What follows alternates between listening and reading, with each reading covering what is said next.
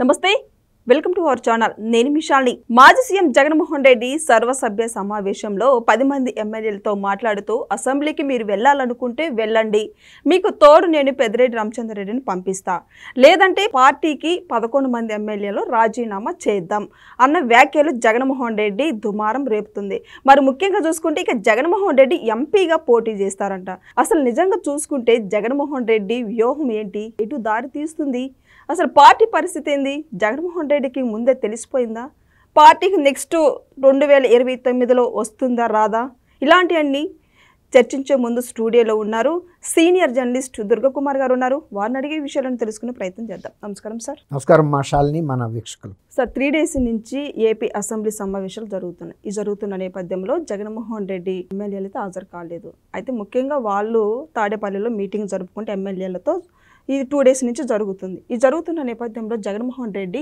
11 మంది ఎమ్మెల్యేలు రాజీనామా చేద్దాము అన్న వ్యాఖ్యలు ఒకటి దుమారం రేపుతుంది మరో పక్కేమో జగన్మోహన్ రెడ్డి మరి మీ 10 మంది వెళ్ళాలి అనుకుంటే వెళ్ళండి లేదా మీకు తోడుగా అసెంబ్లీకి అది మీకు తోడుగా నేనే పెద్దిరెడ్డి రామచంద్రారెడ్డిని పంపిస్తాను అది జగన్మోహన్ రెడ్డి వ్యూహం ఏంటి సార్ అసలు ఇది మీరు అన్నట్టు ఇది వైఎస్ఆర్సీపీలోని దుమారం రేపటం కాదు ఆంధ్రప్రదేశ్ ప్రజల్లో కూడా జగన్మోహన్ రెడ్డి నిజ స్వరూపం ఏంటనేది తెలిసింది అతను చాలా ధైర్యస్తుడు పులివెందుల పులి అని ఆయన ప్రొజెక్ట్ చేశారు జనం కూడా అది నమ్మారు కానీ ఇప్పుడు మనం అప్పుడప్పుడు కొన్ని పత్రికల్లోనూ టీవీ ఛానల్స్లోనూ చూస్తూ ఉంటాం కుటుంబం మొత్తం ఆర్థికంగానో ఇంకొక రకంగానో ఇబ్బందుల్లో పడి మొత్తం అందరూ ఆత్మహత్య చేసుకుంటారని అప్పుడు ఎవరైనా ఏమని చెబుతారు సామాజికవేత్తలు అలా నిరుత్సాహపడకూడదు ధైర్యంగా ఎదుర్కోవాలి సమస్యలు వచ్చినప్పుడు అని రాజకీయ పార్టీ అనేది ప్రజలకి నాయకత్వం వహించే విధంగా ఉండాలి కానీ ప్రజలు ఇచ్చిన బాధ్యతని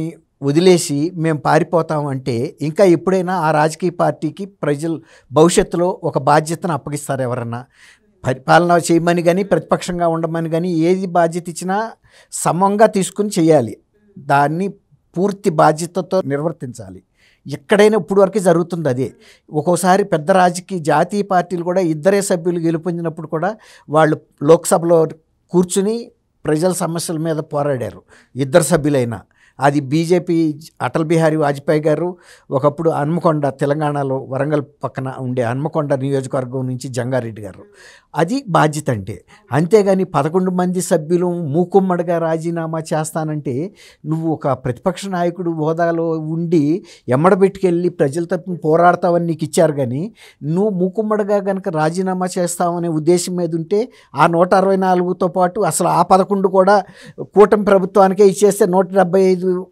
ప్రజలకు బాధ్యత తీరిపోయేది కదా వాళ్ళే నిర్వర్తించేవాళ్ళు మొత్తం బాధ్యతని నీకు ప్రతిపక్షంగా ఇచ్చిన బాధ్యతని నువ్వు అక్కడ పడేసి వెళ్తే అంటే నువ్వు ముఖ్యమంత్రి పీఠం మీద ఉంటావు తప్ప ప్రతిపక్షంలో ఉండి ప్రజల తరపున పోరాటం అది ముందే చెప్పాల్సింది ప్రజలకి మీరు నాకు ముఖ్యమంత్రి పదవి ఇస్తే మాత్రమే నేను ఈ పార్టీని నడుపుతాను మీ తరపున ఉంటాను ఒకవేళ కనుక నేను ప్రతిపక్షంలో ఉండాల్సిన సందర్భం కనుక వస్తే నేను ఆ బాధ్యతలు తీసుకోను నా పార్టీ శాసనసభ్యులు ఎవరు కూడా మేము అసెంబ్లీకి వెళ్ళాం ఏదన్నా ఎంతమందిని గెలిచినా మూకుమ్మడిగా రాజీనామా చేసేస్తాం అని ముందే చెప్పుంటే ప్రజలకి ఈ బాధ తప్పిపోయేది కదా కానీ అది ఎంత బాధ్యతారాహిత్యం అంటే అపరిపక్వత కాదు అసలు ప్రజాస్వామ్యాన్ని అపహాస్యం చేసేటట్టుగా ఉంది ఆయన ప్రకటన తర్వాత ప్రజలు ఆయన మీద పెట్టిన బాధ్యతను కూడా ప్రజలు ఇవాళ పునరాలోచనలో పడ్డారు అసలు ఇటువంటి పార్టీలు ఇటువంటి రాజకీయ నాయకుల్ని భవిష్యత్తులో కూడా ఇంకా ఎప్పుడు ఎట్టి పరిస్థితుల్లోనూ ఏ ఒక్క శాసనసభ్యత్వానికి కూడా వీళ్ళని ఎన్నుకోకూడదు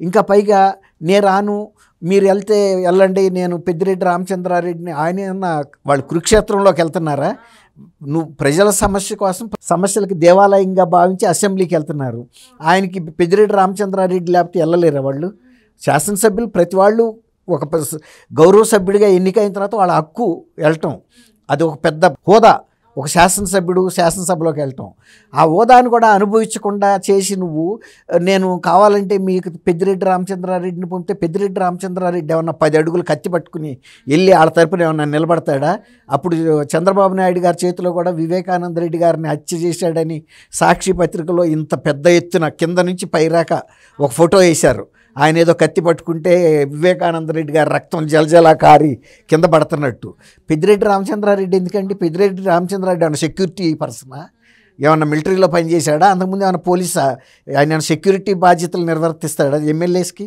ఆయన ఎమ్మెల్యేస్ ఎవరు కూడా వాళ్ళకి పర్సనల్గా ఒక పోలీస్ సెక్యూరిటీ ఇచ్చినా కూడా శాసనసభలో రాక వెళ్ళనివ్వరు. శాసనసభ వెలుపల ఉండాల్సిందే వాళ్ళు. శాసనసభలోకి కేవలం సభ్యులైన వ్యక్తులు, ఆ సిబ్బంది మాత్రమే వెళ్తారు. శాసనసభ సెక్రటేరియట్కి సంబంధించిన సిబ్బంది మాత్రమే వెళ్తారు. లేదు అంటే అఫీషియల్స్ గ్యాలరీ ఉంటుంది. మంత్రులు సమాధానం చెప్పేటప్పుడు మంత్రులకి ఏదైనా సమాచారం ఇవ్వడానికి ఏ ప్రశ్న అయితే ఆ రోజు ఉందో ఆ సంబంధిత శాఖ ఉన్నతాధికారులు ఒకళ్ళిద్దరికి మాత్రం లోపలికి పర్మిషన్ ఉంటుంది. తర్వాత పత్రికా విలేకరులు గ్యాలరీలో కూర్చుంటారు. తర్వాత సందర్శకులకు కూడా పాసులు ఇచ్చి ఆ సందర్శకులు గ్యాలరీలో ఉంటారు. అంతే తప్ప ఇలా సెక్యూరిటీ పెట్టుకుని ఎమ్మెల్యేస్ లోపలికి వెళ్ళటం అనేది ఇప్పుడే విన్నాం మనం.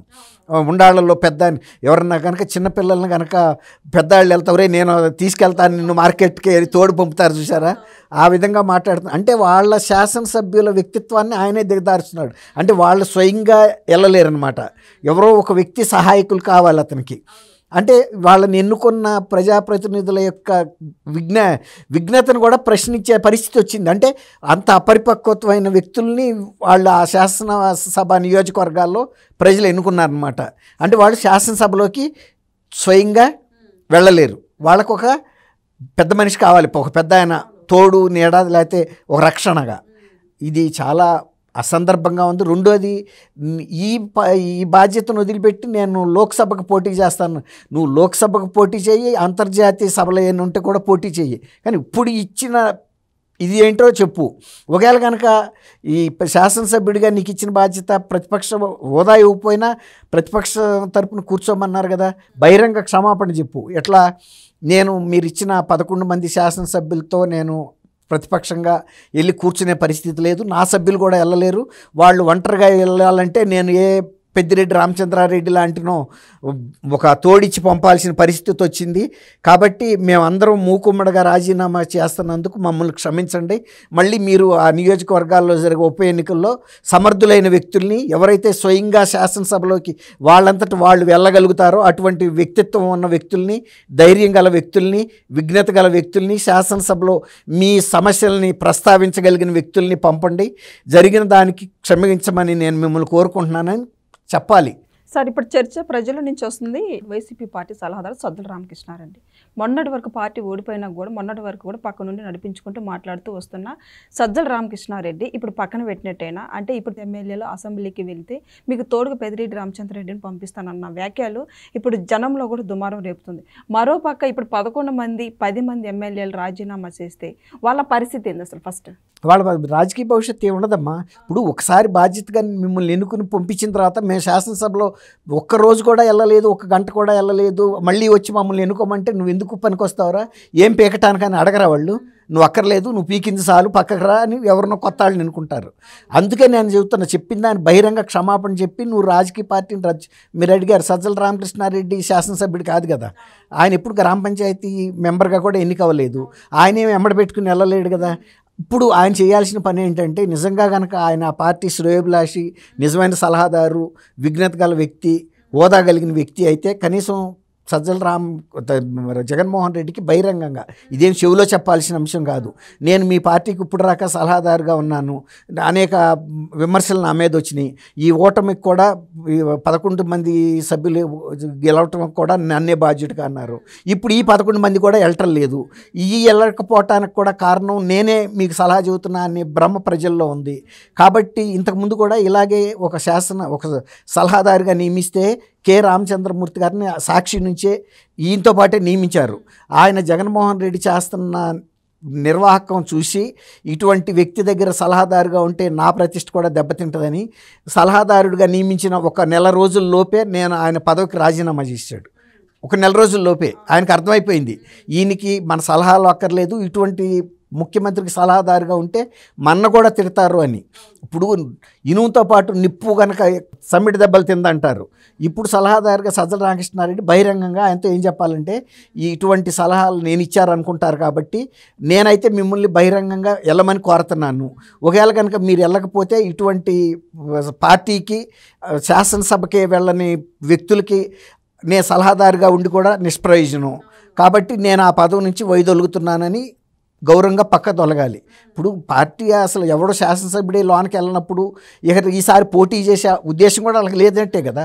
ఇప్పుడు ఇచ్చిన బాధ్యతనే చేయనాడు మళ్ళీ వెళ్ళి ఏమడుగుతారు, వెళ్ళి అడగరు. కాబట్టి ఈ పార్టీ వైఎస్ఆర్సీపీ అనేది భవిష్యత్తులో ఎప్పుడు కూడా ప్రజల్లో ఎన్నిక చేయమని వెళ్ళి అడిగే ప్రశ్నే లేదు, అంతే కదా. ఇప్పుడు దీని అర్థం అంతే కదా. అట్లాంటప్పుడు సజ్జల రామకృష్ణారెడ్డి అంతకన్నా బహిరంగంగా చెప్పి పక్క తప్పుకుంటే ఆయన గౌరవం అన్న దక్కుతుంది, అంతే తప్ప ఈ విధమైనటువంటి పార్టీకి ఒక సలహాదారు. ఇప్పుడు గొర్రె తోక ఎత్తడానికి ఇంకో మనిషి అక్కర్లేదు కదా, గొర్రె తోక బెత్తిడి ఉంటుంది. అదేమన్నా పెద్ద భారీ తోక అయితే ఎవడన్నా ఎత్తి పట్టుకోవాలి. మరి ఆ గొర్రె తోకని ఎత్తడానికి నేనుండానన్నట్టుంది సజ్జల రామకృష్ణారెడ్డి గారి పని. అక్కర్లేదు కదా, గొర్రెట్ట అని ఆడిస్తుంది తోకని, ఆ తోక ఆడిస్తానికి ఇంకెవరు సహాయం అక్కర్లా. కాబట్టి జగన్మోహన్ రెడ్డి గారి పరిస్థితి, నీ ఈ బాధ్యత చేయను లోక్సభలో వెళ్ళి చేస్తానంటే ఇక్కడే ఏమీ చేయలేని అడివి, కూట్లో రాయి తీయలేని వ్యక్తి ఏట్లో రాయి తీయగలుగుతాడు. నువ్వు లోక్సభలో వెళ్ళి చేసేది ఏముంటుంది? నువ్వు వెళ్ళి పోటీ చేస్తే మాత్రం ఆంధ్రప్రదేశ్ ప్రజలకు జరిగే ప్రయోజనం ఏంటి? నువ్వు పోటీ చేస్తావు, పోనీ గెలుస్తావు అనుకుంటావు, వెళ్ళి ఏం చేయదలుచుకున్నావు నువ్వు? ఇక్కడేమి నీకు ఇచ్చిన బాధ్యతను విస్మరించిన వ్యక్తివి లోక్సభలో వెళ్ళి నువ్వు ఒకడు గెలుస్తావా? అసలు నువ్వు ఈ బాధ్యతనే విస్మరించిన తర్వాత కడపలో కానీ ఆంధ్రప్రదేశ్లో ఏ నియోజకవర్గ ప్రజలైనా నిన్ను ఎన్నుకుంటారా? శాసనసభ్యుడిగానే నీ బాధ్యత నువ్వు నెరవేర్చలేదు, ఇతరులు కూడా నెరవేర్చకుండా కూడా వాళ్ళకు కూడా అడ్డం పడ్డావు నువ్వు. 10 మందిని అడ్డుకున్న వ్యక్తివి నువ్వు లోక్సభకి ఎట్లా పంపుతారు? ఆంధ్రప్రదేశ్ ప్రజలైతే పంపుతారని అయితే నేను అనుకోవట్లేదు. మరి ఇంకా ఏదన్నా ఇతర రాష్ట్రాలకు వెళ్ళి పోటీ చేసి గెలిస్తే నేను చెప్పలేను. నాకుండా అనుభవాన్ని బట్టి అయితే ఆంధ్రప్రదేశ్ ప్రజలు ఇక అటు పార్టీకి ఏ బాధ్యతలు అప్పచెప్పరు, వీళ్ళు ఏ బాధ్యత ఇచ్చినా నిర్వర్తించలేదు అని ప్రూవ్ అయిపోయింది. సార్ ఇప్పుడు జగన్మోహన్ రెడ్డి ఎమ్మెల్యేగానే ఇప్పుడు ఏం చేయలేకపోయారు, మరి తర్వాత నేను ఎంపీగా పోటీ చేస్తానంటున్నారు. మొత్తాన్ని చూసుకుంటే జగన్మోహన్ రెడ్డి వ్యూహం ఏంటి, మరి ఇంకా ముఖ్యంగా చూసుకుంటే ఆ పార్టీ పరిస్థితి ఏంది? ఈ వ్యూహం ఏముందమ్మా, ఇప్పుడు అందరం వెళ్ళి కట్టకట్టుగా వెళ్ళి చెరువులో దూకుదాము అనుకున్న నిర్ణయించుకున్న కుటుంబానికి ఇంకా ఏం భవిష్యత్తు ఉంటుంది? చెరువులో మర్నాడు తేల్తారు, తేలితే ఏం చేస్తారు? వాటిని బయటికి తీస్తారు. అది ఎవరైనా అంతే, పార్టీ అయినా కుటుంబం అయినా జరిగేది అదే. మూకుమ్మడి నిర్ణయం తీసుకున్న తర్వాత జరగబోయేది అంతే. సో ఇదంటే చూశారు కదా, ఇక జగన్మోహన్ రెడ్డి వ్యూహం ఏంటో ఎవరికి అర్థం కావట్లేదు. మరి ముఖ్యంగా చూసుకుంటే అక్కడ ఉన్న 10 మంది ఎమ్మెల్యేలకు కూడా అర్థం కావట్లేదు, ఆ పార్టీలో ఉన్న నేతలకి కూడా అర్థం కావట్లేదు. ఇక నెక్స్ట్ స్టెప్ ఏమైపోతున్నాడో జగన్మోహన్ రెడ్డి అనేది నెక్స్ట్ వీడియోలో తెలుసుకుందాం. Thank you sir. Thank you అమ్మా శాలిని.